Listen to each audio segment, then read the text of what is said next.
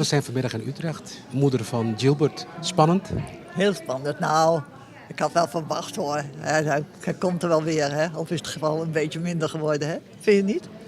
Dus, maar ze zijn inderdaad in wat zetels achteruit gegaan. Maar Gilbert kennende, dan moet het toch ook wel lukken? Zeker weten. Ik bedoel, ik ben heel trots op hem. Hij zegt van goede tijden, maar ik doe ook in slechte tijden. En dat vind ik heel knap van hem. Prima. Ik had ermee opgehouden hoor. Nou, wij zeggen altijd nooit de handdoek in de ring gooien, gewoon doorgaan. En dat heeft hij ook gedaan. Ja, dat hebben we hem ook wel geleerd. Maar daar zijn we heel trots op hoor. Goed zo. Komen we straks bij u wel terug. We zijn hier bij de zus van Gilbert. En, wat kunt u ons vertellen? Nou, ik ben ook heel trots op Gilbert, beslist. En ja, ik had ook niet anders verwacht. Hij is geen opgever, hij is geen quitter. Dus hij gaat gewoon door. En zo hoort het ook. Zo doen we dat allemaal thuis.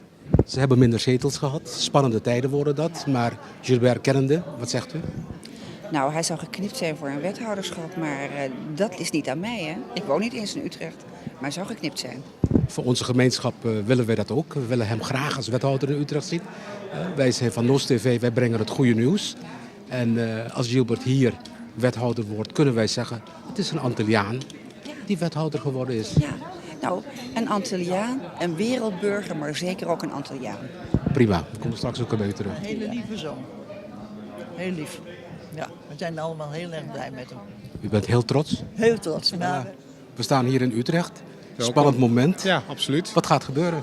Nou, ik word vanmiddag geïnstalleerd, wederom. Herkozen in de gemeenteraad van Utrecht.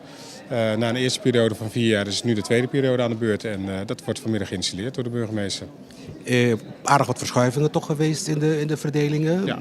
Heeft dat invloed op jullie beleid hier binnen Utrecht? Er is een groot verschil. Hè. We hadden 14 zetels, we zijn terug naar 9. We zijn de tweede partij geworden. En dat betekent in ieder geval dat we niet meer de lead hebben. Dus we zijn nu in een afwachtende houding.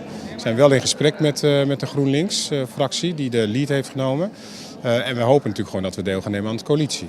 Nou, we gaan het straks allemaal zien. We zien allemaal hele families bij elkaar hier zo. Ja. Ik zie je moeder, Ja. die is er. Ja, het is altijd een Toch gezellige wel bijeenkomst. Lekker gevoel is dat. Ja, dat is absoluut een goed gevoel. En zeker als je omgeven wordt door je familie, dan weet je toch ook weer waarvoor je het doet. Fantastisch. In deze bijzondere raadsvergadering. Welkom allemaal. Welkom natuurlijk allereerst aan alle raadsleden, alle nieuwe raadsleden. Iedereen is officieel natuurlijk nieuw in herkozen, maar er zitten wel mensen die al lange ervaring hebben. Welkom aan leden van het college vanzelfsprekend. Dat gedeelte nog wat er op dit moment in vak C van over is. De rest zit in de bankjes, wordt weer raadslid. En een bijzonder welkom natuurlijk aan alle familie, vrienden, kennissen, buurten. Ja, wie dan ook die belangstelling heeft voor deze bijzondere raadsvergadering. Dat vinden we buitengewoon fijn. En het is heel mooi dat u hier bent om kennis te nemen van de start van een nieuwe gemeenteraad. Dat betekent de heer Isabella. Dat verklaar en beloof ik. Wanneer is? Blijf ons omhelzen met warme stenen armen. Dank u wel.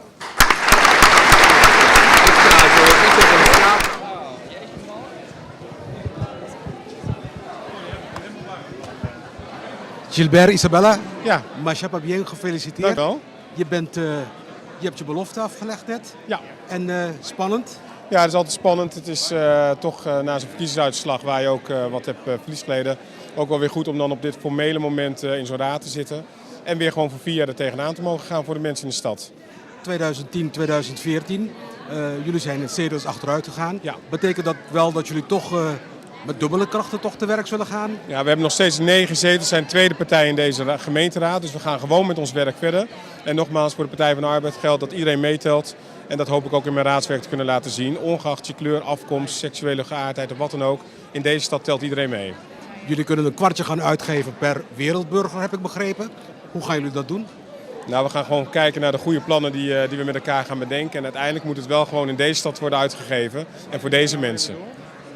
Gilbert, namens de Antilliaanse gemeenschap, namens NOS TV, Masha bien zeggen ze. Heel veel succes en we zullen je blijven volgen. Ja, heel erg bedankt. Bedankt voor de aanwezigheid en heel veel groet ook op de Antillen. Dank jullie wel.